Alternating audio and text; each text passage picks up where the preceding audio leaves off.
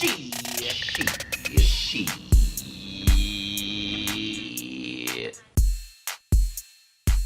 All right, are we ready? Yes. Maya? Okay. I'm here. In five, 4, 3, 2. Oh my God, you made it. It's another episode of We Did That Shit. I'm Maya. And she's laughing. And I'm Bibbi. I don't know what the hell it is. It's like soon as we get on these mics, it's just funny. I don't even know. Like we got through our whole little conversation with no giggles. And then as soon as it starts, it's the giggles. So how was your week? It was good.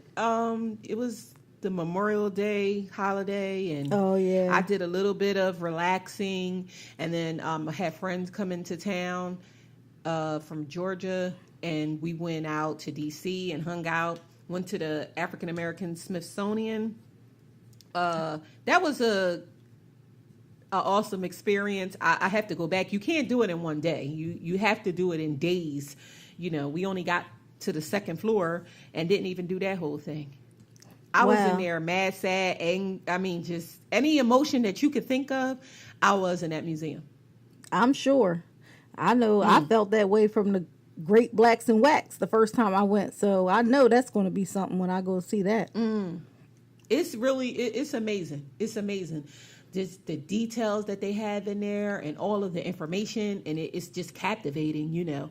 But it was a lot of others in there, and I was just thinking, like, especially on the first floor, it's all about slavery, and they was just stopping, reading everything, and I'm thinking to myself, like, what the hell you want to read about this stuff for? Like, what are you trying to learn? Are you trying to learn how your people captivate, how they held us captive, abused us and tortured us and stole our children? I'm not going to the Great Others Museum and looking at how they were slave masters, and I'm reading every detail like, oh, I wonder how they did that. No, I'm just, Yeah, I'm with you on that one. But, I mean, so they can come, but... Yeah. I don't think so, but I think a different way about a lot of things. But you know what? We'll get off of that because I'll go on a tangent. So how was your week? My week was fabulous. Oh, so nice. It was. This is the third week in a row that your week was fabulous. I'm telling you, it just gets. I know it just gets betterer and betterer and betterer. So, well, we had a little impromptu. Kimmy called us, some people up, and we just went down Auntie's house, and it was a barbecue with no grill, because by the time we got there, she had made like a feast of all kinds of stuff, and Tony and Lynette brought crabs, and it wasn't a whole lot of us, maybe like 10, and we had a good time. We missed you though, Boo. I'm sure. But we had a really good time. Like, everybody says hi. And of course, it was a short work week, which was good. And I got a lot of things done. I really, really, really love progress. And today, I had like 16 things on my to-do list. And I got them all done. And I was like, this is wonderful. Nice. I mean, the only thing that would have made it better is if it was actually work. But hey, I had stuff to do. You know what I mean? All day today, I was doing personal stuff too. It was. I mean, I took my laptop to work, and I was just doing it up. Yeah, like sometimes, you gotta get stuff done. You gotta get stuff done. So I said, if I ever owned a company and had employees, I would have like, you could work 40 hours a week, and if you get paid every 2 weeks. So for the first week, you can work like not 8 hours for 5 days. And the second week, I would give you the option. You can work 4 10s so that you can have a day off and still get your little 40 hours. Because I don't want to take PPL to go to the doctor or the bank or the post office, whatever. So, you make me take PPL, no problem. I'll come to work. I'll get all my stuff done anyway. Thank you. Exactly. Exactly. something going to slack and it ain't going to be my stuff. Exactly. So what are we getting in today? Today we are talking egos. You know. What's the song say? We You got a big ego. You know I can't sing at all. Not even a little Queen bit. Beyonce. That's Beyonce? Yes, that's Beyonce. Oh, okay. I know a Beyonce song, y'all. Write that down. Okay. I mean, I don't know the words, but I know it's a song with ego. Well, you know that. I got a big ego. You know that. Yeah. That's what I said. Okay. That's the song.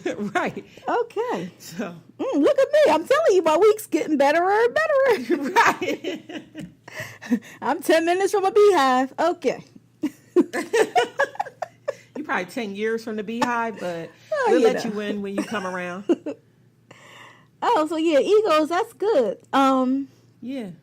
But before we get into that, who did some shit? And we'll do all yours because last week my who did some shit really wasn't kind of fair to you, huh? Listen, it was information that needed to be told to me, and it should have been told to me outside of the show. But, you know, it is what it is. You wanted to get my natural reaction, and you got it. Last week, I was cussing up a storm. This week, I'm going to try to keep it to a minimum. And notice I said try. Try. So, all right. No, but it's a lot of shit going on. You know that. But my first who did some shit is about, did you hear about the man Matthew Charles in Nashville? Who has to go back to prison? You know, this is just a story that grinds my gears. So Matthew Charles, like I said, from Nashville, he was released from prison in 2016 after serving 21 years. He was originally sentenced to 35 years for selling crack cocaine to an informant. And he served 21 years of that, and then he got released under the Obama administration. So when Obama was in office, he passed a law that reduced people's sentences when they had certain crack violations. So when they were selling just a certain amount of crack and they were getting football numbers, he made it so that a lot of people got released. And Matthew Charles was one of the people that got released. So in the time that he got released, he came out, he got a job, he formed a relationship with God, he volunteered every Saturday. Even when he was in jail, he never had an infraction. He became a law clerk. He taught GEDs of the GED program. I mean, he was like a model prisoner, and then he was a model citizen when he got released. And so after he got released, he was out for 2 years, and then they brought him back to the court system because they said that he was released when he wasn't supposed to be released under these guidelines. And so they tried him again. Well, I don't know necessarily if they tried him again, but they basically told him that he has to come back and now serve the remainder of the 35 years that he originally had. And so he's going back to prison. You know, they gave him 45 days to get his affairs in order. Like, what do you do for 45 days? You already got 21 years out of this man for selling a small amount of crack cocaine to an informant. 21 years, you don't think that was enough time to serve? And I know murderers that in the 2 who don't years, get that much time.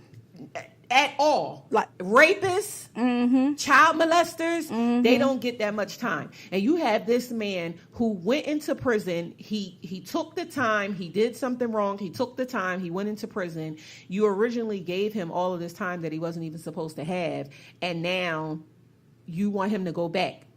21 years wasn't enough. Not just you want him to go back, but you sought him out. You sought him out to fight to get him back. Right. As hard as it is for men getting out of prison to get a second chance, to get a life, to establish themselves in the community. And you, with all of this other stuff that is going on, you go to court and fight to get for the him man to go back to prison. Oh my gosh. And that's what disgusts me. That's what disgusts me, because the prosecutors went and sought his reincarceration. They did. And the judge who handed down the sentence, she called the situation sad and said that he showed a great rehabilitation, because anyone that doesn't know, let us be here to tell you, prison is not rehabilitation. At all. Do not rehabilitate. Most people At that all. go into prison, they become more Criminal. of a criminal than they were even before they got in there. Just to survive. And so she said that she handed down the sentence, though, because her hands were tied. And I'm thinking, like, you are a judge. It's nothing in the laws that said that you can't change this. But he has to literally go back. Her hands were tied by her husband's golf buddies and stuff, Yeah. Put him back in prison. So That's what that was. I mean, it's just a sad situation. I definitely... The justice system, we know, is no justice. Not for a black man. Not at all. At all. Because originally he should have never got to sentence, and now here we are with this. It's just a sad situation. I want to keep him and his family in prayers, because I can't even imagine, like, you start your life over and now you got to go back now. And what about if this man goes back and he becomes just a bitter, evil, destructive person because you're throwing him back into a cage? Well, let's hope that Like, doesn't crazy. happen, but yeah, I get it. I hope it doesn't. So, moving on, let's see who else did some shit. So, we hate talking about her on this podcast, but Oh my has gosh. to come up because she keeps doing shit. Kim Kardashian is back in the headlines. So this week, if you've been following the Twitter streets, Kim Kardashian got into it with Rhymefest. And for those of you who don't know, Rhymefest is a rapper who started out, he's from Chicago. He started out really with Kanye West. He has done a lot of writing for Kanye West. And in 2011, he started Rhymefest. Kanye West and another gentleman by the name of Donnie Smith, they started a organization, a nonprofit organization, and it's called Danya's House, and it's named after Kanye West's mother. And so they have this organization for creatives in the Chicago area, and it's a place for children to come, and teenagers, young adults, and they have workshops, and they do a number of things in the community, but specifically with creative people. So if you want to be a rapper, a singer, a producer, whatever, you come here, and it. Well, you selling it like it's going to keep going. Well, it might keep going, just not under Kanye West. So Kim Kardashian was in the Twitter streets. Well, no, let me backtrack. Rhymefest came out and basically was saying Kanye West ain't doing nothing for the organization. He ain't supporting the organization, but every time that the organization is in the news, he gets credit for it. Oh, okay. He's just doing something so great. And they're not focusing on the people that have boots on the ground. And so Kim Kardashian calls herself coming to the defense, quotations, of her husband. So she tweeted out all of this nonsense about how Rhymefest is just bitter because he's not on Kanye West's new album, and how he had fake Yeezys on. Just all kinds of stuff to distract you from the fact that Kanye West ain't doing nothing with the organization. He's not giving money or anything? He's not giving money. He's not giving money. He's not giving time. He's not giving energy. Because here's the thing. You are Kanye West. You are a huge name. It's not always about money. If you can't fund something, it's not always about that. It's just like how you got a deadbeat ass dad.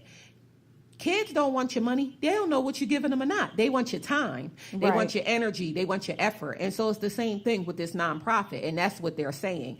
But anyway, Rhymefest came out and he wrote this whole letter to Kim Kardashian as his response, and basically was saying, you could do what you want to do with the organization. You ain't hurting me. You hurting the kids. Me and my wife are, like I said, boots on the ground. We are here every day. We doing the work. What are you doing? She threatened to take the organization and have her kids run it. Like, girl, you're not thinking about the children of Have her Chicago kids that this run is it. Bennett. Whose Yeah, kids? your kids is 2. You're not thinking about you're not thinking about the kids. You're thinking about yourself. It's a selfish ass, bullshit ass, dumbass thing that you're doing. And to call yourself defending your husband, let me tell you the problem that I have with this. Women, stop getting in men shit. Because at the end of the day, your husband is a grown ass man. Your husband should be defending himself. Your husband really got you out here looking like a dumbass because you are arguing with another man. When that's your husband's job. Your husband's job is to take care of that, not yours. That's just like if you was arguing with a chick and your husband jumped into it. That's bitch shit. Stay out of that. Because the first thing that you would be saying is, damn, he a bitch, he all in the woman stuff, blah, blah, blah, blah, blah. And it's the same thing. Let men handle things the way that they want to handle it. Rhymefest and Kanye West got a relationship. They're friends. Right. So they know how to get in contact with one another to discuss this. They don't need your dumb ass jumping in to the so-called beef. That ain't beef. You know what I'm saying? And at the end of the day, it's about the kids, not about you. That's what I just hate that family so much because it's all about, it's all about them. And we're talking ego today, people. We are talking ego. As a matter of fact, our topic is, our episode is called Check Your Ego at the Damn Door. And that's what she needs to do. Not at the damn door, but just at the door. But that's what she needs to do. And Right. So the whole thing is just like, stand down, sis. Shut up. Learn how to just shut up.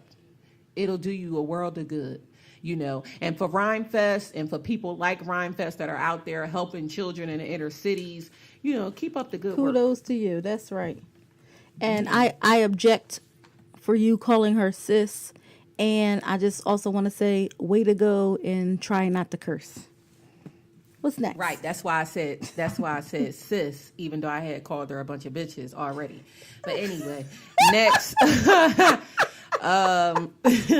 Next. Well, let's talk about Roseanne. We got to talk about that. Roseanne is in the news. Roseanne Bars, they brought her show back to ABC. Oh my gosh. The Roseanne show. Why? I don't know. Here's the thing about the Roseanne show. Even when Roseanne was popular, right? I didn't know Roseanne was so popular. She was I never very watched popular. Roseanne. She was very popular, and even the show was very popular, and that Sarah Gilbert was like the one. She was like that cast member. Who was that? Sarah Gilbert played her daughter. The The daughter, one that's on the talk show now? Yes. That's her name? Her name was Sarah Gilbert. What was her name on the show? I forgot her name on the show, but she was like that kid that everybody loved. Like they loved her character. It was Becky and That's her, Becky. No, Becky was the older daughter. No, Becky was the neighbor or some shit. She had 2 daughters and a son. And I think Becky was the older daughter. That wasn't Sarah Gilbert's character. But anyway, it was a very popular show. People loved Sarah Gilbert's character. Loved it. Okay. So it was, very, very popular. What is it called? That mainstream TV, whatever, very popular show in this time slot. So yeah, it was good. They brought it back because it really was a moneymaker. Okay. But let's get to the point. The sister dropped her like a sack of potatoes. Come on. Right. So we know that it is an African-American woman running ABC. She's the first Black president of ABC, Channing Dungey. Yes. Her name is. And way to go, sis. That's right. That's a real sis. Right. So again, she's the first African-American woman to head the company, and she dropped Roseanne Barr because she tweeted a bunch of racist jokes about the former Obama administrative official Valerie. What's her name? Valerie Jarrett. Valerie Jarrett, yeah. Mm-hmm. Okay. Yeah. So Roseanne tweeted all of this nonsense about her. It's no need for me to go over the tweets, but it was just like, one of the things, because at first, first of all, so many people are racist. Like you don't put anything past anybody. That's number one.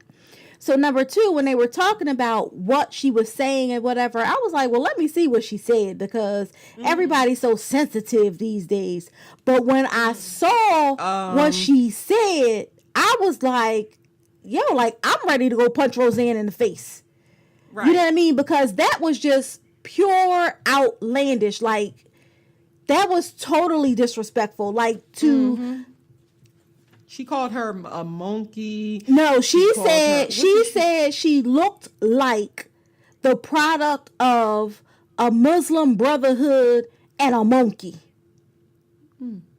Exactly. Like that. But here's the thing. Like, Roseanne was racist before they brought her back. She was racist during the time they brought her back, and she's going to be racist after this. So for the thing with Valerie Jarrett, this was not the first time that Roseanne had tweeted out anything racist. Not right, by but this a long is not. shot. This is not really. This is not so much about racism as it is. And my thing is, okay, Roseanne and other people said this too. Like, okay, I can see where you may have thought it was okay to say that since your president, tweets and says like anything he wants. That's and we racist. know that she's a Trump supporter. But, exactly. And so it's not so much about racism as this people's just feel so free to say whatever they want without consequence. And to me, like some of the things that have been said, like what's that girl on the D list, that little redhead comedian girl that's always doing outlandish stuff?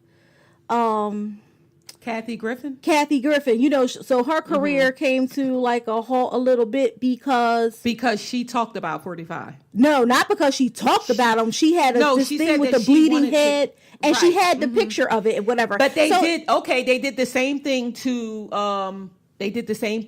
President Obama.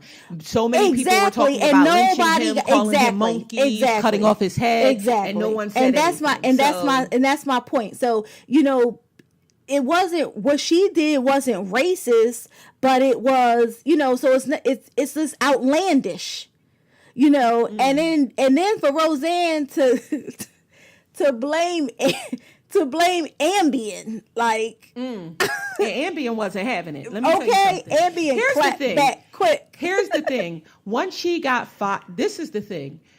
Once she got fired, she came out and she apologized. Now, here's my thing with racism.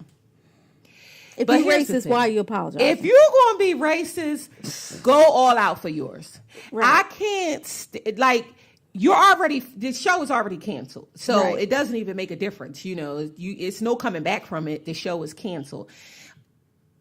Just stand by your racism. I can't stand a backpedaling, pussy popping racist. Don't apologize for nothing. If you said it, stand by it. If I came out and I said all white people is devils, kill them all, whatever, I'm standing by it. If you said that she looked like a Muslim brotherhood, monkey, whatever, stand by that. Because you're going to say something else after that. So then you're going to look crazy apologizing. So she came out, she did the apology. You said. 100%. Right. She came out, she did the apology. Then she said, no, I was on Ambien, and that Ambien has me doing some crazy things, and it has me Ambien tweeting back this quick stuff. With that. Ambien sent out a tweet, and it says, Ambien said people of all races, religion, and nationalities work at Sanofi every day to improve the lives of people around the world. While all pharmaceutical treatments have side effects, racism is not a known side effect of any Sanofi medication. Ambien said, you won't dog us. You ain't blaming that on us. And let me tell you something. I take Ambien every night. I have really bad insomnia, and I take Ambien every night. And I have never sent out a racist tweet while I was on Ambien. Now, I done sent out some text messages that was a little questionable to some people that I probably should have not been texting, but I never sent out any racist texts or racist tweets, or, Ambien ain't caused me to be racist. Exactly. And I take it every night. So Ambien said, Ambien was like, delete. exactly. And I love that too. Ambien wasn't for it. Like, whoa. I don't even know you. I know that's right. Right. This product does not cause racism. Right. So, yeah, Roseanne, bye. And bye. And that's just the end of it. And way to go, Channing, for setting the standard over at ABC that y'all not going to be having the bullshit. That's right. I appreciate that. And speaking of getting fired, who else got fired? Who else got fired? Kenya. Oh, my goodness, girl. Yay! Kenya. I don't want her coming back as a guest. I don't want her with a peach. I don't want her. I don't even tweet during the show anymore. I can't stand her so bad. Oh, my goodness. Listen, I'm so glad. When her parts come on, if it's focused on her, I definitely put mute. This season was lackluster, but season 10 of The Real Housewives of Atlanta was lackluster. However, Kenya was not featured on there. The reunion pissed me off because it made me be on Kenya's side because I can't stand racist ass Kim so much. Exactly. And speaking of racist ass Kim and the reunion, I failed to mention this last week because my cousin and co-host was telling me about, some family issues that we had. If you listen to that show. But Andy Cohen, who is...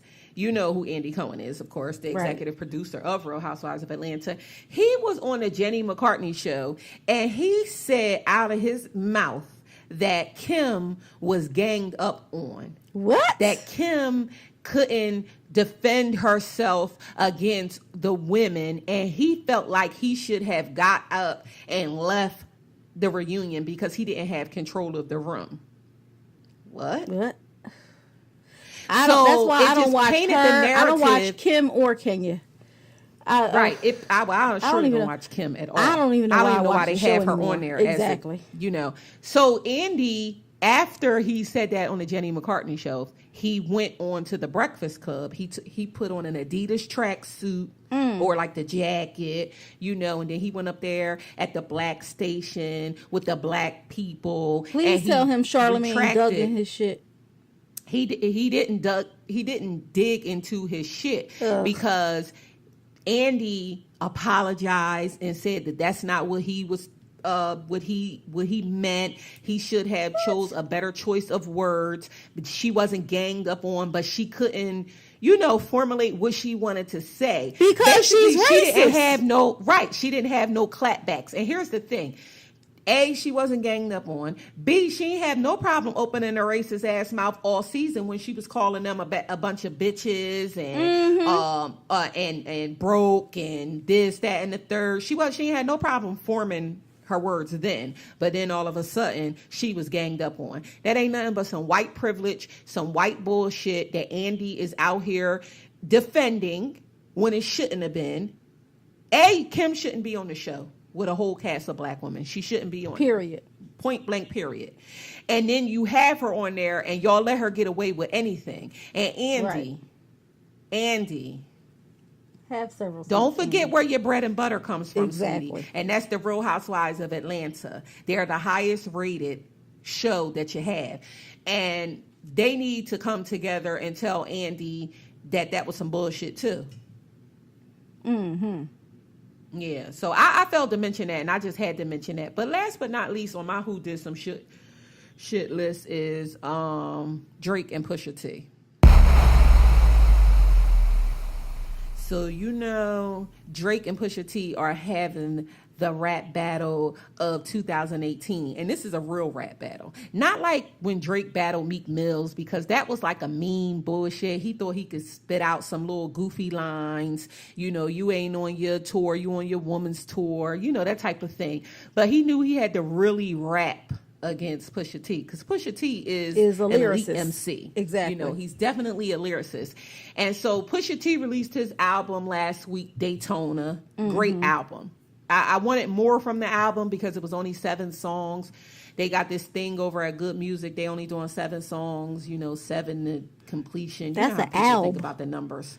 That's not an album. That's an album. That's not even an album. That's side A. That's on the right on the cassette. That's only the first side. You can't even flip it over. What? No, you go 2 traffic lights and that's over. And I need my music to like last me a little minute. But it was a good album. Lyrically, he murdered it, of course. And he went on to the Breakfast Club, among other platforms, and he talked about all the smoke that he wanted with Drake. And so Drake sent out a diss song right away. Like I was shocked how fast the diss song he learned it came out. Well, how fast he just put it out, because it was just like somebody wrote it. He learned it real fast, right? Right. Well, he put it out. It was all right. I mean, it had the internet going crazy, of course, because people can't see past Drake's whatever. Drake is like, he could do anything and people will be like, oh my God, it was the greatest thing in the world. I'm not a Drake hater. Like, I like some of his songs, but do I know any Drake songs? I don't know. Probably not. Oh, okay. I'm trying to really think. Like, I don't think. Yeah, I don't probably think don't. I don't know any of Drake. No. Drake who? I mean, listen, Drake is a good rapper. He can make a good song. That I'll say that. I don't think that he's the best lyricist like people think. He damn sure ain't in my top 5, and I haven't heard him like a fake listed gangster? in a lot of. Yeah, and he a fake gangster and he's light skinned, so that's why I really don't. Which is what irks me the most. I can't stand this persona. Like when you saying in your music, don't let me do this. It's like, Drake, you ain't gonna do that. Just be honest that you got a bunch of ninjas around you that'll do anything because you got a couple dollars. Like, you got gangsters around you, and that's cool. And just say that. You know what I mean? Mm-hmm. But anyway, he responded. It was a little slack, like, hey, But then Pusha T came, and, well, let's just say he clapped back. Well, he did more than clap back. What he did was he put Drake in his place. Pusha really been waiting for this for probably like around 3 years, because he put out a song, Exodus, a little minute ago. I think that was like 3 years ago, or it was maybe longer than that. No, the battle, the little whatever they have going on, and this is a good, healthy rap battle. How it's presenting today, not no. It's a healthy, bullshit. Right? It's a real healthy rap battle. But this goes back to, all right, I'm not super savvy, but. Well, you sounded like you get ready to tell me all I'm about to put you deep, because you don't be knowing. People be calling me. I don't know. Right. Okay. All right. Wasn't Drake working with Lil Wayne before? Yeah. Okay. No, Drake is with Lil Wayne. Lil Wayne is like Drake's boss. He's signed under Young Money. Right. Mm-hmm. That's what I meant to say, I guess. Mm-hmm. So Drake is with Lil Wayne. So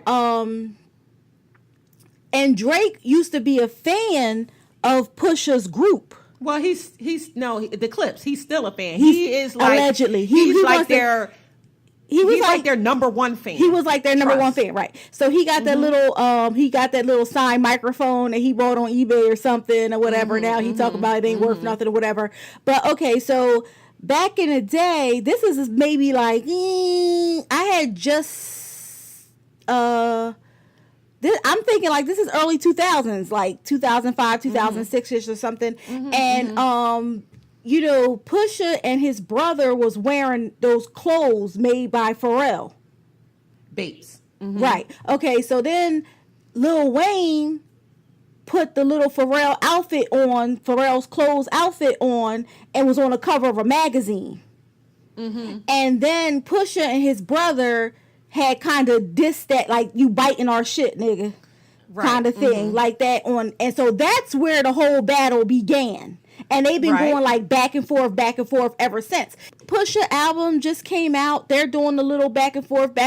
It's definitely going to boost sales. I think that's good. You know what I mean? Well, and Drake Work it has an however you album can. coming out. Oh, Excuse me. Drake has an album coming out too. And the thing about Drake is, I will say, he's very calculated in what he did. But what he failed to do was realize that you were once and still are Pusha T's number one fan. So you already know how he get down when it comes down to the rapping. So when he came out and he gave you these bars that he just gave you about you hiding your child, about how you got the baby by a porn star, when he said, let us see who you chose as your Beyonce, because what happened in Drake's diss, he talked about Pusha T's fiance. And Pusha T was like, yeah, nah, I'm not having that. You can't talk about my woman when you got a baby that you hiding from a porn star. And so the diss that Pusha put out is called The Story of Adonis, because Drake's new Adidas clothing line, or his new, whatever with Adidas, that's what it's called. And so, and he's supposed to unveil his baby during the ad. And Pusha T was like, damn, we can't see your baby till you selling something. And you got a porn star as a baby mom. You ain't even proud of the bitch. Like, you chose to skeet in her because you could have like wrapped it up. You know what I mean? But the thing is this. I'm very happy that Pusha came back extremely hard. I know he got more ammunition. I'm definitely more of a Pusha fan than I would ever be a Drake fan, because when it comes down to hip hop, I stand by lyricism. I can't stand gimmicky rappers at all. And to me, Drake is a gimmicky rapper, but I will dance to Nice for What in the club. okay. I don't know. So that yeah, song. let's see. Well, yeah, that's his new song, but let's see where this goes. I mean, like, it's very interesting. It's very interesting. And one more last tidbit thing. I'm just glad that Drake, that somebody is finally coming after Drake, because the thing is they got him so far up on a pedestal. They so far up his ass that they think that he can't do nothing wrong, and you won't win. He'll win the popularity contest. He won't win the rap battle. Remember that you heard that on We Did That Shit podcast. You heard it here first. Get into let's get into our topic for this week. Check your ego at the door. Yes. So we're halfway through the year. And, we set New Year's resolutions. Well, my New Year starts in the spring, but usually people have summer goals, and, this is a time that we kind of look at where we are at the halfway point. And a lot of times when we set goals and we want to do things, a lot of times our egos can be a stumbling block, and we don't even realize it. So we want to help you to see if you're getting in your own way. Is your ego out of control? So a few episodes back, and Maya, do you remember who was that was trying to bait us on social media to say something about Gabrielle Union? No, I don't remember his name or his, what he was on Twitter, but he was going in like he was Gabrielle Union's publicist. I mean, really. So Maya mentioned that her book club read We're Gonna Need More Wine, which is Gabrielle Union's book, her autobiography, I guess. And Maya also mentioned that reading the book caused her to see Gabrielle Union in a different light. It did. It made me, I always had a certain thought of Gabrielle Union.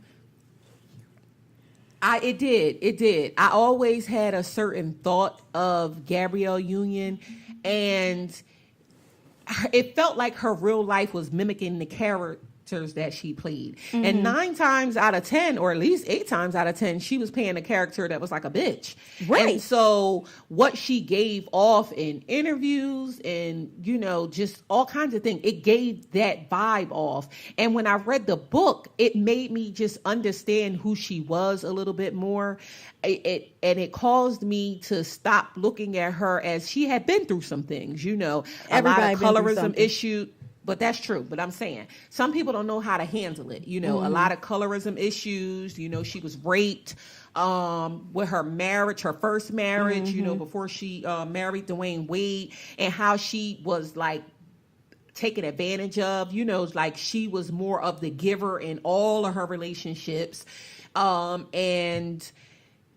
And people was taken, basically. And so it just made me look at her just a little bit different. And it made me like her a little bit more. Like reading that book made me say, oh, you ain't such a bad person after all. Because to be honest with you, I didn't care for her. And it wasn't that I disliked her so strongly, but she didn't give off an aura of likable. You know what I mean? And that's what you said when you first talked about how y'all read the book. And I said, when you talked about it, I said, I don't want to read the book. I'm going to reserve my judgment to see if I see any act right. If she had, again, I don't know her. We don't know her. Yeah, but we have seen her out more than once, more than twice. We've seen her out. She always appears to be attitudinal. Her roles are always bitchy. And it was just every time I saw her, even heard her name, I was just like, ugh, So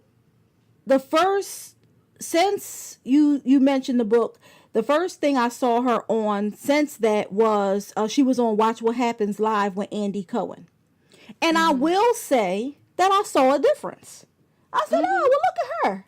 You know what I mean? Maybe she's really trying to change. Now, she's been through some things, terrible things, and it is, you don't wish it on anyone. And, you kind of empathize with a person, but a lot of people has been through some stuff. And you chose the career to be in the public. Like, that's what you chose. Good for you. You had the strength to get through. But then more recently, she was on Red Table Talk with Jada Pinkett. And she confessed, she said it herself, that she was a hater.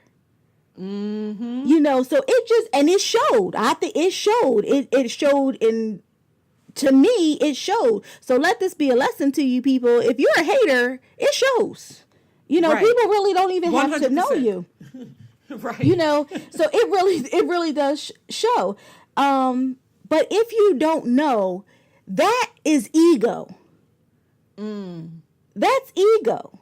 Because that's what your ego is. Your ego is your own sense of self or self-importance or self-esteem. That is exactly what your ego is. So if you're a hater, we didn't even get into the crazy eights that your ego is out of control. But if you're a hater, that's one of them. Right.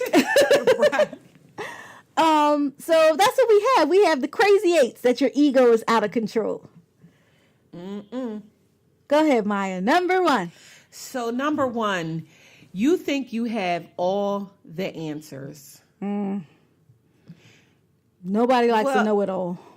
Nobody likes. I know so many know-it-alls, and it's so funny because I'm always thinking to myself, like, you could say anything too, like, I have to go and get an artery cut in my neck, and then they have to like stitch it back up, and they'd be like, they don't stitch it, they take a suture, and then and you be thinking like, you know that you went to medical school? I didn't know that you went to medical school, but they know it all. You think you have all the answers, and you refuse other people's advice, right?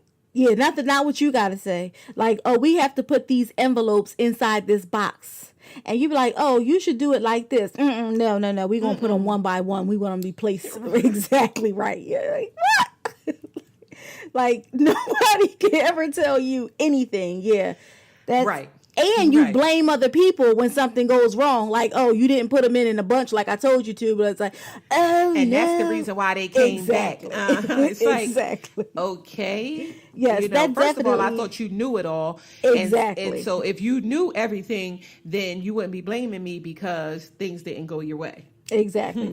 Yes, you think you have all the answers. Definitely a sign that your ego is out of control. Number 2, you think others are beneath you. Ciao. Let me tell you something. My mom used to always say, everybody's a person. And people don't have to be nice. And they certainly don't have to be nice to you. And that was her way of telling us to respect everyone. Everyone. For the person From that the they janitor are. to the president. That's right. That's Exactly. right. Everyone. And here's the thing. Not only do you think people are beneath you, you tell people that they're beneath you. I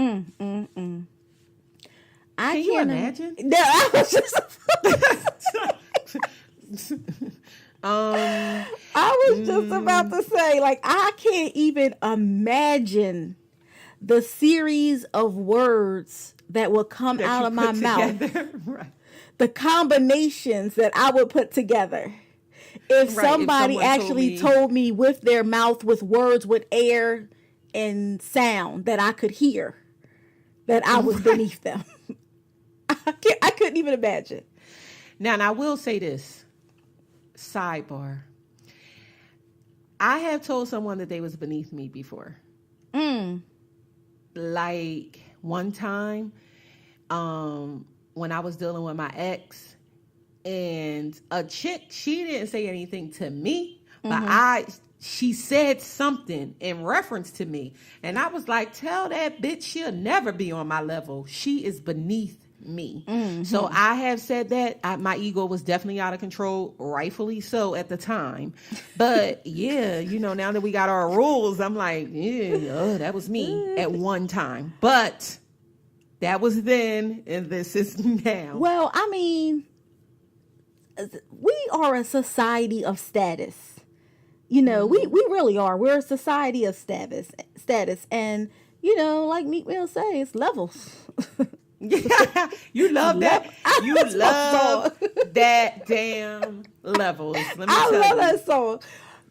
Because there are, now I have never told someone that they're beneath me, but I had, somebody said to me that they was like, well, you think you better. And I said, no, I don't think I'm better, but clearly you do. You think, And that. you're right. Since you think that, Exactly. you're right. So it's not, I don't Right. think that anyone is beneath me, and I certainly would never tell anybody that. Like, that is crazy to me. But also with that, you feel elevated by gossiping about other people's falls. I don't even understand how that can make you feel good about yourself, talking about somebody else's triflingness. Where does that make me happy? Like, what does that have to do with me? Like, you out Well, here in you know- Walmart in pajamas and I feel better? I don't get that. Right.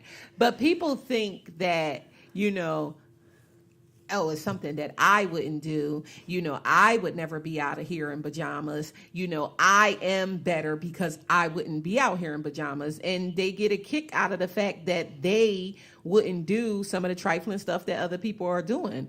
You know, but again, it's the signs that your ego are out of control because you feel good about gossiping about other people's stuff, nonsense. You know? I mean, I know people that gossip, and I mean, I might say a few words about somebody. We all I gossip. see you I don't outside, care. right, Let me tell you know. something.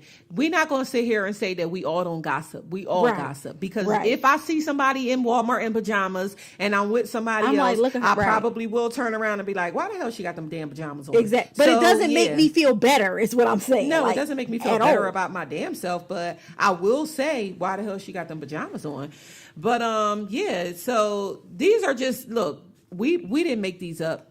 This is the ego stuff. We didn't make this stuff up. So That's this, right. if we talk This about is you, your ego don't feel talking. offended. This is your ego talking. All right, so number 3, you think you are untouchable. Nothing applies to you. You act like your shit smells like roses. You ignore the rules. You just, you could just, privilege is really what it is. It really is. It's privilege. And, depending on where you are and how you can pull it off, but I'm telling you, privilege will get you hurt. Well, I was going to say, it's so many people out here these days, in the era that we're in, that don't think that their shit smells, and they also feel untouchable, and they ignore the rules. And we're talking about all of these people that are doing all of this racist bullshit. And this is just a side note, and this was probably should have been in the Who Did Some Shit, but I have to talk about this since we're talking about this because their egos is out of control. Did you see the white people who attacked the black girls? It was like a doctor's convention. It was like a African Americans doctors convention in Florida, and they were staying at the Omni Hotel, and a white family was telling their child to pee in the pool. They were all in the pool, and they was like, just pee in the pool. What? And they said something like, just pee in the pool. Other people are in this pool, i.e. us, And so they videotaped them. The white lady was calling them black girls all kinds of, you black bitch, and this, that, and the third. I said, these people is out here out of control, thinking they're untouchable, ignoring the rules, a sense of entitlement, all the things that show that their ego are out of control. Calling them a bunch of black bitches, left and came back and tried to attack them. I mean, all kinds of stuff. Oh my gosh. And they didn't get kicked out the hotel? Well, I don't know. The video didn't show all of that. But the point is that I brought that up because they think they're untouchable. Again, think they're untouchable, think their shit don't stink, and ignore the rules, and definitely have a sense of entitlement. Definitely. So, number 4, you never see yourself as the problem. And Gabrielle Union talked about this at the Red Table Talks. She said that. She said, I was going through with everybody, everybody, even my day ones, and she said, but I never wanted to see that it was me. And, you have to always look at yourself. You have to know that you are always the common denominator. And you can't change other people. You can only change yourself. So even if changing yourself means removing yourself from the situation or dealing with it different, you can only change yourself. Now, there are people in my life that get on my nerves often. However, I just got to the point where if I'm going to get mad every time that they do what they do or they are who they are, then I'm crazy. You know what I mean? So then now when they do stuff, I be like, well, that's what they do. Oh, well. And I just don't let it bother me because as long as you're not doing it to me, I don't put myself in a situation where they can do it to me or that it affects me. But, okay. The people that are doing those things, they definitely never see themselves as the never. problem. Never. They never take blame for anything. It's nothing. It's always someone else. It's never them. And that brings me to number 5. They think that others are out to get them. Oh my gosh. So everybody can't be out to get you. Everybody cannot be out to get you. I know somebody with this to the 25th power, and I say it to her all the time. I just be looking at her like, I just want to say, like, are you fucking crazy? Like, everywhere you go, every interaction you have, every time you get on an airplane or go to a doctor's office or go to a park or go to a supermarket or go to a baseball game, like everybody is doing something to you. Because, come on now, like people first of all, you. Listen. First of all, when we were getting this list together, that egos were out of control. I never, when we got to this number 5, that you think others are out to get you, and then we talked about that person that you're talking about, I was thinking to myself, well, what the hell is her ego out of control? And here's the thing. But ego is her self identity.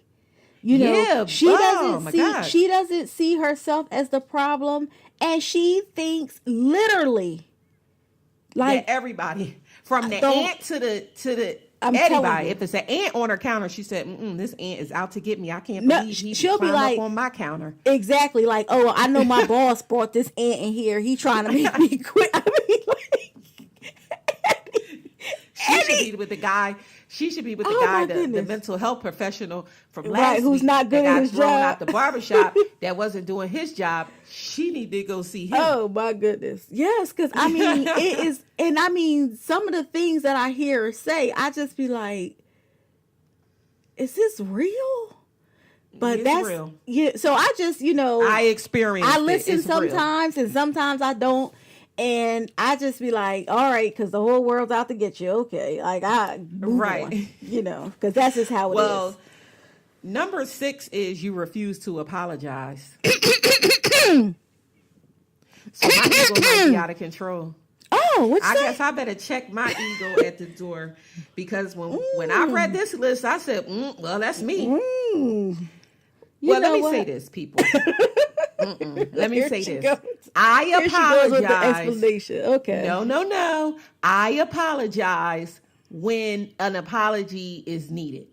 I'm not apologizing for every damn thing. I'm just not. I'm not. Now, if you are one of my day ones and I hurt your feelings, or I feel it's a need to apologize, I don't have a problem apologizing. But I'm not apologizing for every damn thing. And I can't help how your feelings are. Your feelings are your feelings, just like mine are mine. So I'm on this list. Damn it, man.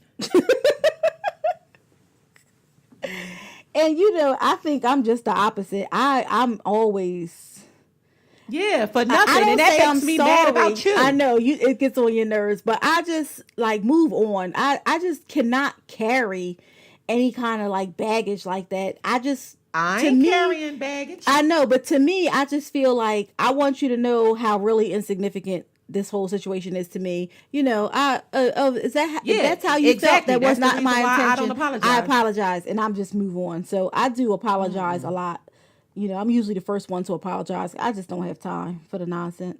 Good for you. Yeah. And I don't got that spirit. So number 7 is you take pride in being a puppet master. Is Nene a puppet master? Who? Nene. Yeah, and her ego is out of control. And I tell you this all the time. I like Nene, though. She has... I like her too, somewhat, but I don't like the fact that she is the way that she is now. Her ego is out of control. And the thing, when I think about ego, I never thought about some of these things as ego, that your ego is out of control. I would never think of some things on this list and say, their ego is out of control. But then when we looked up the definition of what an ego was, and we seen that it was self-importance and self-esteem, then the list made sense. Prior to that, what I thought about ego was that you're not humble. Right. But you're not humble. Like I always say, you just, going on up the ladder and you ain't thinking about coming down the ladder, and you stepping on everybody's head while you're going up that ladder. And what happens is once you get up that ladder, I keep telling y'all that my mother says everybody gets a turn. Right. And so you fall down the ladder and you got to look them same people each step in the eye that you were stepping on. And so to me, that's an ego being out of control. That's what I thought an ego was being out of control is. And that's how I feel about Nene. She's not humble, and she does take pride in being a puppet master. If you ever noticed anything about Nene, when you fall out with her, it's because you don't agree with her. Right. It's like, and I hate people like that. Like I'm not that friend at all. Right. You know that. I'm not that friend. I'm not that cousin. I'm not that nothing. I'm not going to be on your side. Now I'm going to ride with you, but I'm going to tell you when you're wrong. Now I might not tell the person in question that you got a problem with that you wrong, but I'm a damn sure tell you wrong. Nene wants everybody to agree with her. She wants to pull the strings of everybody, and she wants to be in control of everybody. So yes, her ego is out of control. She takes pride in being a puppet master, and it's a lot of people like that out there. I don't want no weak ass people around me. That's where I am with that, because it just seems like a weak person is a puppet master and a weak person is a puppet. And that's Exactly. the problem I have with that. Yeah, it's the weakness. This makes me think about gangs. You know, it makes me think about gangs, and it's no shade to you if you in a gang, but to me, it's like it's weak because Yes, you have I to agree. have other people around you. Now, what gangs started out as, what gangs initially were, you know, and what they were started as, I don't think that's weak. You know, they started as an important thing in the community, and it shifted to something else. You know what I'm saying? They would think that the Black Panther was a gang, and they sought out to help their community. And gangs originally, Crips and the Bloods, you know, Right, they were right. started because of that. And like I said, it took a turn for the worse. But what it represents now is not unity. I know it's not unity, and so that's what I think about when I think about your ego being out of control and you being a puppet master and being a puppet. So the eighth and final thing is these things apply to you, but you don't care. If these things that we talked about in the crazy eight don't apply to you, you think like, well, that ain't me, then your ego is definitely out of control because you can't even see the forest from the trees. You can't even see and then that sometimes, it's you. and sometimes it's subtle because I had to, you know, I'm a very spiritual person. And just recently, you know, the frustrations at my job, and if you notice, I haven't been talking about it lately Right.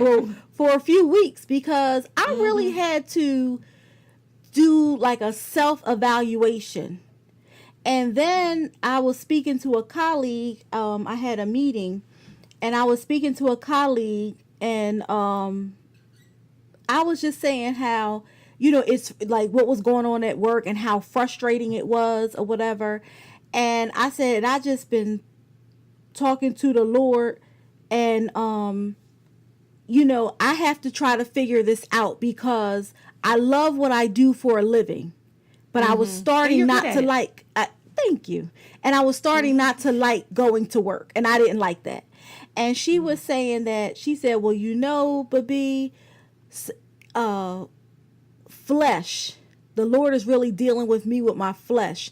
And I said, yes. I said, my pastor always says flesh has to die daily. And she said, yes. And that's what it is. It's not so much what they're doing because, you know, the Lord has always blessed you.